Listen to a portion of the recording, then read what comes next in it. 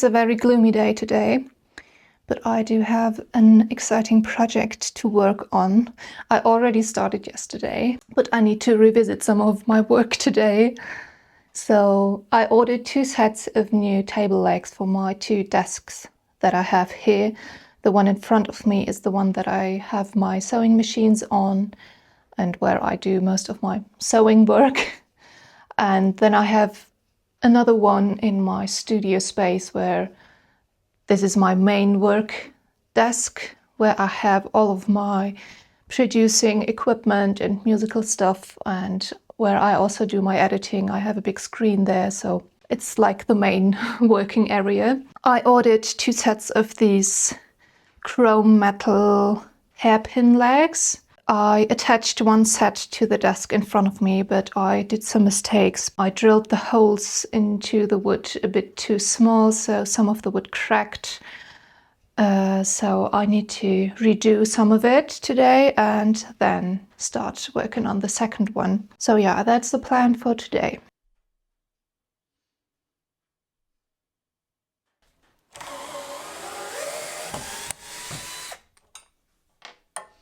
I was always interested in making my apartment really pretty and having a comfortable space to live in. But since getting sick 2.5 years ago, I'm chronically ill and I have several chronic illnesses. I do spend most of my life in my apartment, and that's okay for the moment. I'm not complaining, but since I do spend so much time in here, I feel like my priority to live in a beautiful space increased a lot, and sometimes I just sit on my couch and look at, for example, these table legs, and I think I need to change them because I see them so much, and I was really annoyed. Suddenly, it was a very sudden annoyance when I looked at these IKEA table stands. There's nothing really wrong with them, but I thought I need to change them into something beautiful that gives me joy when I look at it. These chrome hairpin table legs are really pretty and they fit my chairs. I found them secondhand for 10 euros. I bought 4 chairs for 10 euros, like all of them together, which was, I think, one of the best deals I ever made. So it might seem unnecessary to some people to be focused on aesthetics in pretty much all areas of life, but I think, and I think there's also research to back this up, that beauty in your surroundings is never unnecessary. It's always a bonus and it's always positive, and it gives me great joy to look at my things and feel happy while looking at them. So yeah, I don't think it's shallow or vain to be focused on aesthetics, because there is a deeper meaning to beauty and to beautify your surroundings and have a focus on that, which I do have, and I think that's fine. It's nice to be surrounded by nice things.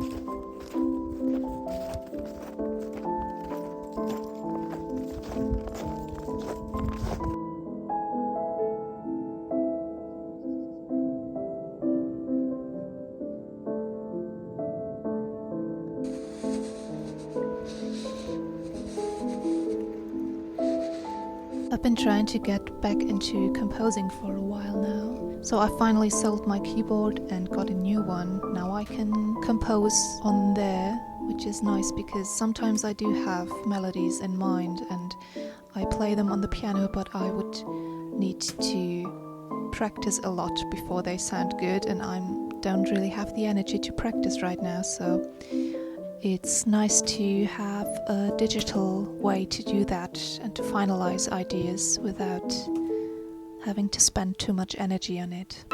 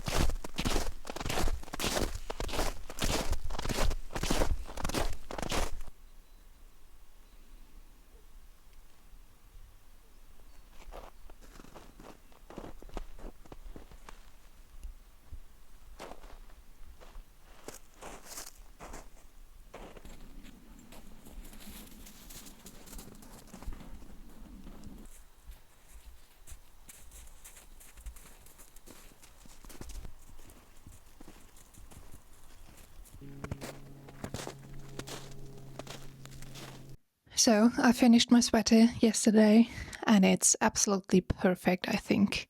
I didn't block it because it looks so good. I'm a bit scared that if I block it, it will change its shape in any way. It will happen at some point because of hygiene. I need to wash it. I think the fit of it and the overall shape is just really good. Also the material, I used Drops Daisy, which is a merino wool that isn't treated to be superwash. So it's really soft and kind of a tiny bit fuzzy. Not really, you can still see a lot of the stitch definition, but it isn't as dry and clean, if that makes sense. If you haven't seen my last videos where I was already talking about this project, this is the Coming Soon sweater by Paula Strickt, and I modified it a bit because I turned it inside out. This is half brioche stitch and the way you knit it is from this side. So I knit this inside out, which isn't hard, but you have to keep in mind when picking up stitches underneath the arms or when attaching the collar. It's not complicated, but it's just a bit of awareness while knitting. This doesn't have short row shaping in the neck because I don't think that's possible with brioche, but at least for my body type it doesn't make a big difference, to be honest, because I don't have a lot of volume in my chest area, so the front is like the back. So I think the pattern was quite straightforward. It was the first knitting pattern that I read ever and that I used, and I could follow it well, but for at least for me, but I'm quite experienced with knitting, it was a bit too detailed. But that's me. I don't think that's a pattern. I probably wouldn't suggest it for beginner knitters, not because of the pattern, but because of the half brioche stitch, which takes a really long time. You really have to be patient and keep knitting on it. It's not as fast as other, like just stockinette stitch, and it is really hard to troubleshoot if you made any kind of mistakes. If you twist stitches or lose a stitch, it's really hard to get back to it without ripping back, and ripping back is also really hard because of the yarn overs that you have to do. Maybe start with something smaller if you want to start knitting brioche.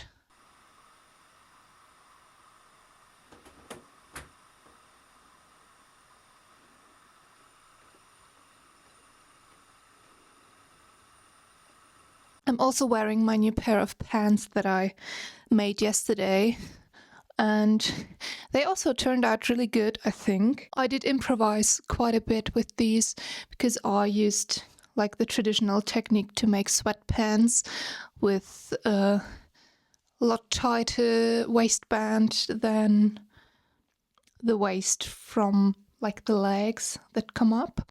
Excuse my lack of knowing all of these terms.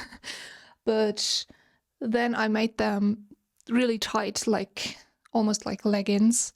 And so this tiny bit of gathering which happens because the waistband looks a bit strange. I just wanted to have a pair of loungy sweatpants that aren't massive. Also, I accidentally thrifted 2 skirts, and by accidentally I mean that I didn't want to go into the thrift store, but my mom had to go because she was looking for something, and I accompanied her, and then I had to do something while she was looking for stuff, so I looked for stuff and I found 2 skirts that I want to show.